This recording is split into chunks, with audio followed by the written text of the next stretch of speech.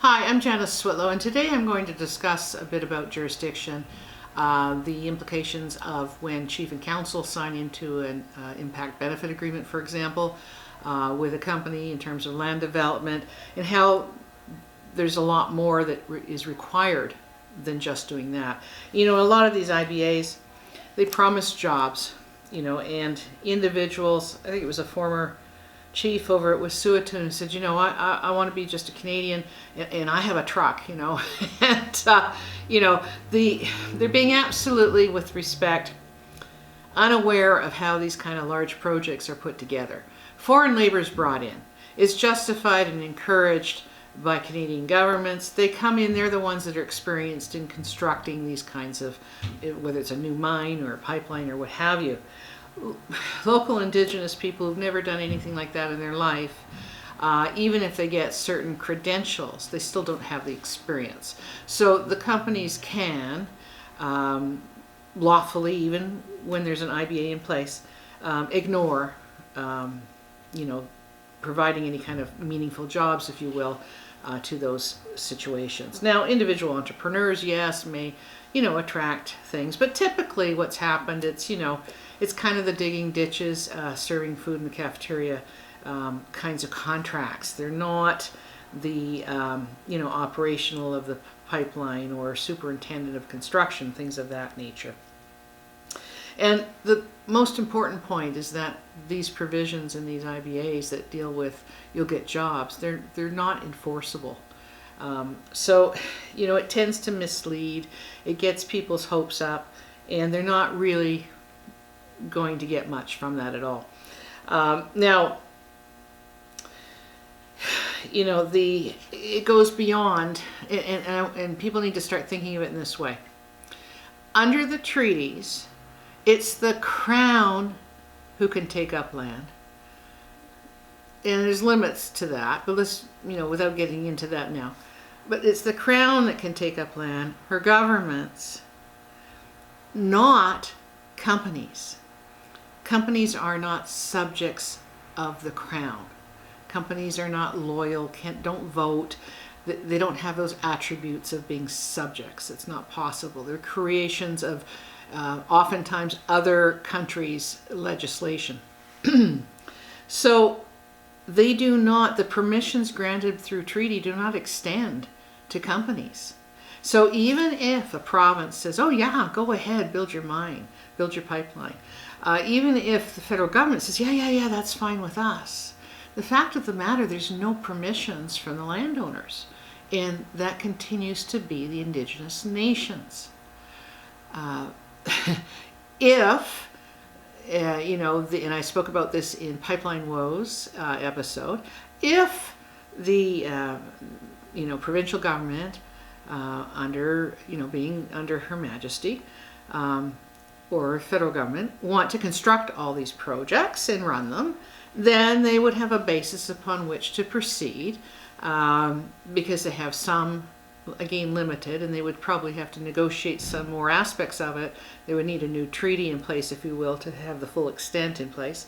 But it's not a given that anyone can come into Canada, and companies are understanding that. I mean, that's the reason they're pulling out. It's not because they're seeing, you know, movement on the ground and people speaking.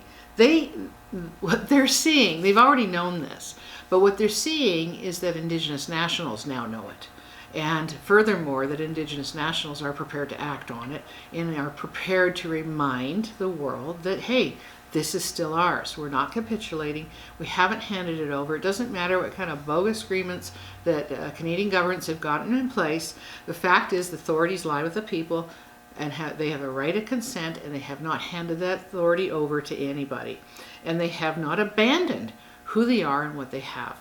So, you know, it's not enough then to simply have IBAs with the locals. Now, local communities may well be more affected where, for instance, the pipeline's going through or the road's being built.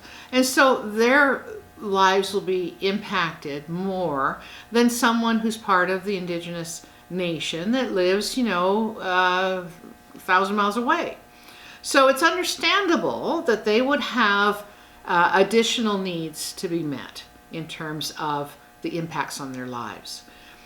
But they don't have the sole authority to decide on how the nation gives permissions for use of the nation's lands. And so that's why we have the situation that we have.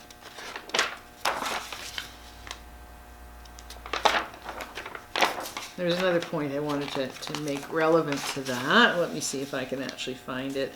Yeah, and I want to, here's an example, right? BC was doing a big deal with a conversion of property through the Land Corp. Now, big development in Vancouver. The people, the Indigenous nationals, we're only finding out about these things through the newspaper, through media announcements. This thing's happening. There was no vote put to them. It was done through agreements signed off by chief and council.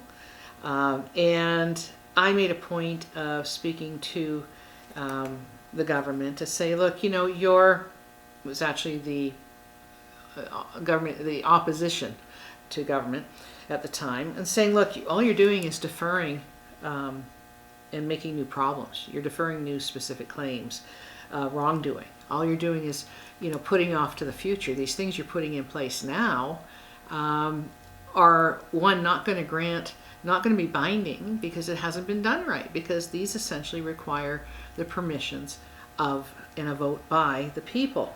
So when the government changed and the opposition became the government of BC, things changed with that big deal, and the vote was actually put to the people.